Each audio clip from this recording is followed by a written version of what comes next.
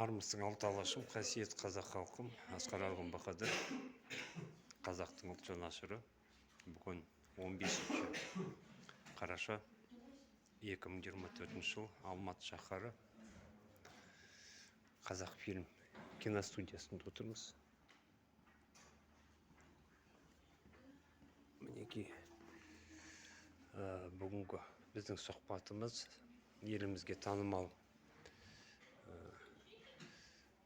шал, келін киноқойылымдарының басты рөлдерін сомдаған ағамыз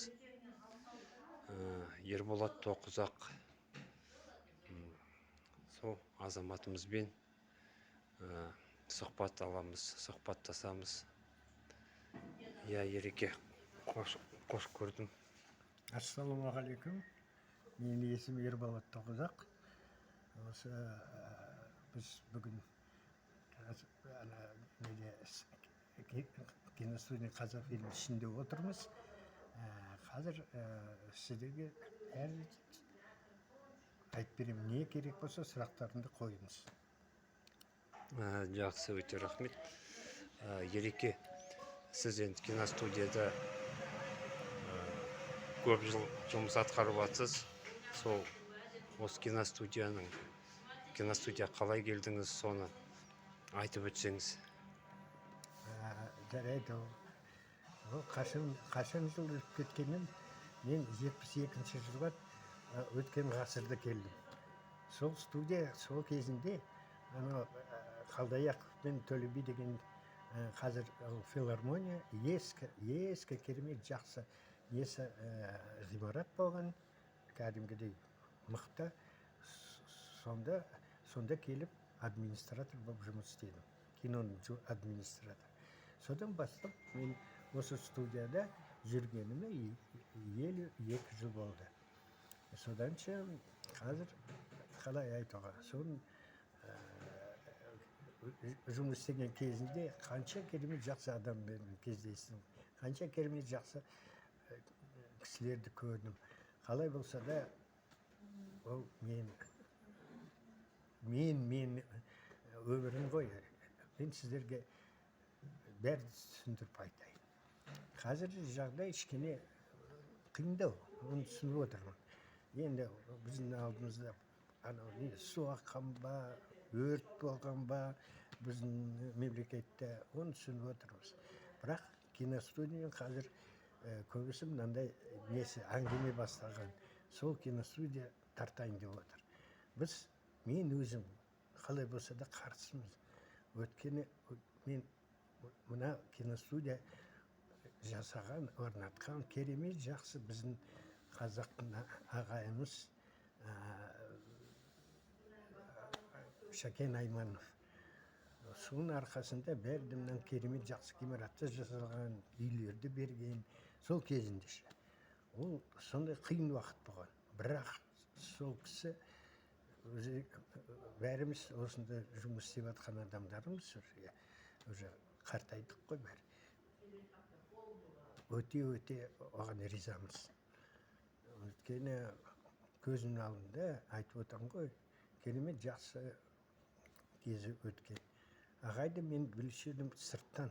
Өткені мен қалай болса да 72-ші жылда келдім, бірақ ол 71-ші жылда дүниеден кетіп қалған. Соны аппаратқа түсіп. Енді қалай болса да, оны туралы бәріміз білеміз. Қандай мұражай бар, оған арналған осы студия, оның арқасында бәрі де жасалған. Қанша орысша айтайыншы, поколение өтіп кеткен осы жерде. Мен өзінше айтайын, 3-4 поколение өтіп кеткен жастарға. Біз қазір, мен өзім 76-да. Келген уақытта маған 24 болған. Сонда санаңыз, қанша уақыт осында өтіп кеткен. Тағы да қандай сұрақ?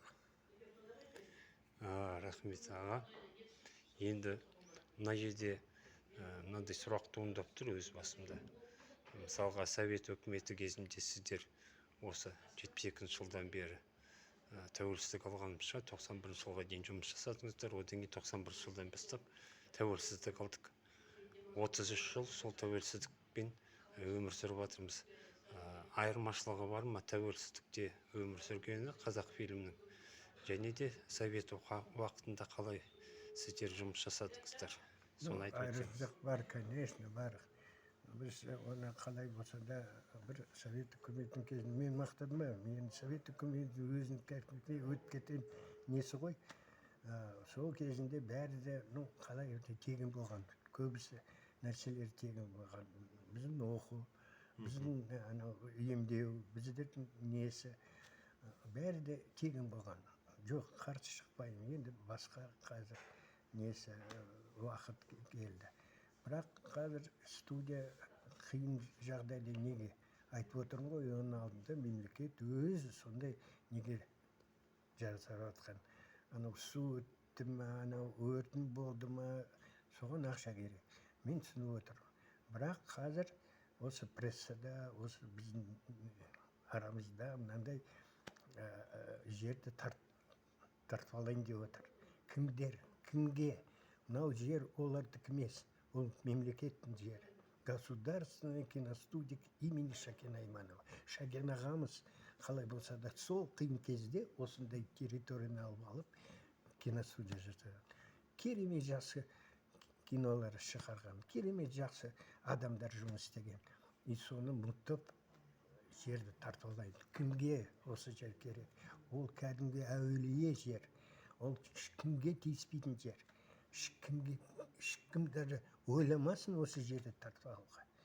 Мен өзім қарсы шығамын. Дұрыс айтасыз. Аға, енді мынандай сұрақ туындап тұр, оның барлығы бәрімізге қатты батады. Ұлт жанашыры болған соң бізде осы ат терлетіп осы келіп отырмын Қарағанды шаһарынан. Мысалға, маған да батады, қазақтың киелі қара шаңырақ деп санаймын мен бұл қазақ фильмді. Мысалға, енді менде мынандай сұрақ туындап тұр, жаңағы қиындықтардың барлығын айттыңыз, ақшаға, қаражатқа тіреліп тұрғаны. Мүмкін бізге мынау үкімет тарапынан қазақ фильмді өзінің қаржыландыруын алу керек шығар. Ол біріншіден. Екіншіден, анау Америкада мысалға алсақ, сол кино Голливуд дейді мысалға, киностудиясы. Қаншама миллиондаған доллар олар үкіметке өздері әкеп береді, кино қойылым жасап. Бізге де солай істеуге бола ма? Неге бізге сөйтіп кино шығармасқа, мысалға, қаржы құйып осы киностудияға кәдімгідей жақсы әлгі бүкіл дүние жүзі көретіндей қойылымдар көрсетуге, біздің ол үшін орысша айтқанда персонаждарымыз да бар, кейіпкерлеріміз де бар. Мысалға, Еділ Қаған бізден қазақтан шыққан тұлға, Атилла дейді. Оны неге көрсетпеске? Қазақ халқының осындай кино қойылымдарын көрсетуге не мүмкіндік бермей тұр, соны айтып өтсеңіз. Көмек керек, көмек. Мемлекеттің осы киностудияға кішкене, енді осындай жағдайда мен өзінше ойлап жатқаным, сол мемлекеттен біздің кәдімгідей басқаратын адамдардан көмек керек. Негеше, кішкене құйып жіберіңіз, кішкене көмектесіңіз, кішкене қолын беріп көтермейсіз ба? Бізді керемет режиссерлар, керемет жақсы актерлар. Ол шетелді бәрі де білет оларды. Мен былай санағанда 10 шақты адам атағын халық артисі деген беруші еді. Көбісі каскадерлар ішінде бар, актерлар да, режиссерлар да, суретшілер де, керемет жақсы адамдар. Олар біздерді кәдімгідей, біз оларға қарап, оларды басқарып отыр бізде. Бірақ кішкене көмек керек мемлекеттен. Мен сондай ойым бар. Мына жерге келіп, қандай қиындық, немен көмектесуге болады, қалай несі. Конечно, біз Голливудқа қарағанда біз кедейміз, қалай болса да. Бірақ Голливуд ол басқаша. Голливуд қалай болса да, олардың да адамдары көп, кәдімгідей, олардың күші де бар. А біздерді көмек именно сол бастықтардың керек. Біздің бастықтар өткерген бәрі кім мынаны басқарған бәрі де керемет жақсы адамдар. Бірақ оларға да көмек керек. Өйткені олар жаңғыс адамдар түк істей алмайды мына жерде. мына жерде ақша құйып тағы да нелерді жасап андай ашып кісілерге жұмыс беріп осындай керек. Ұнай ма сіздерге кино, біздің қазақтың киносы? Ұнай ма? Міне осы адамдар бәрі істеп алған. Жақсы аға, керемет сұхбат болды. Мен енді сұрайын дегенім ақырғы. Сіз осы «Шал келін» деген кино қойылымдарда қазаққа танымал, қазақ халқы тәнті болған кино қойылымдарда басты рөлді сомдадыңыз. Егер де қазір қаржыландыру бөлініп жатса, өкіметтің тарапынан киностудияны қолға алып, кәдімгідей біздің үнімізді естіп, жоғарыдағылар мынау алып қойғысы келіп, бір қасақана осындай қазақтың қара кер шаңырағына қылмысты осындай қастандық жасайын деп жатқан адамдардың тоқтау болып, біздер мысалға өкімет өз қарамағына қаржыландыруды алса, сіз тағы кино саласында жұлдызыңыз жарқырап, біз сізді көретіндей боламыз баға. Тағы да. Конечно, мен сіздерге онда вот міне сондай әңгіме қазір білмеймін, фейк па, фейк емес па, анау өтірік па сөздері, сондай жері тартпайын деп отыр. Жоқ, менің кәдімгідей өзін дұрыстап білмей, оны айта алмаймын. Бірақ керемет бір Дагестанның ақыны керемет жақсы жазған. Мен орысша айтайыншы, өткені сол өлеңдері орысша болған, кәдімгі аудармашы. Ол тіл жағынан. Қазір жақсы болды. Қазақ мектептерде көп ашылған, бәрі де қатысты. Вот Расул Гамзатов айтқан. Мен орысша сол өлеңде. Кого-то от болезни излечает чужой язык, но мне на нем не петь. Если завтра мой язык исчезнет, то я готов сегодня умереть. Вот осындай сөйледі. Керемет. Да, керемет жақсы. Мен кішкене өзгерттім. Кому-то студия как будто зло причиняет. И она готова ее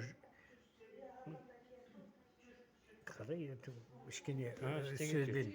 Да, но ең соңғы сөздер сондай. Если завтра киностудия исчезнет, то я готов сегодня умереть. Вы понимаете, какие слова тут Гамзатов, если вложил в свои стихи про язык, то я говорю про киностудию. Но қарашанырақ, біздің қарашанырақ. Жаңғыз киностудия бүкіл мемлекетте оны кәдімгідей бала сияқты былай бағып жүр керек. Мәпелеу керек. Оларға мына жер көмектесу. Жастар келіп, осында бірдемені түсіріп жатқаны оларға көмектесу керек.